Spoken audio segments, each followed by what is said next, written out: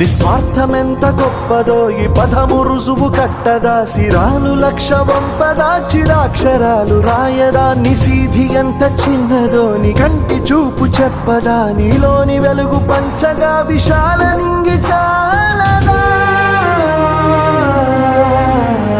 మనుష్యులందు నీ కథ మహర్షిలాగా సాగదా, మనుష్యులందు నీ కథ మహర్షిలాగా సాగదా.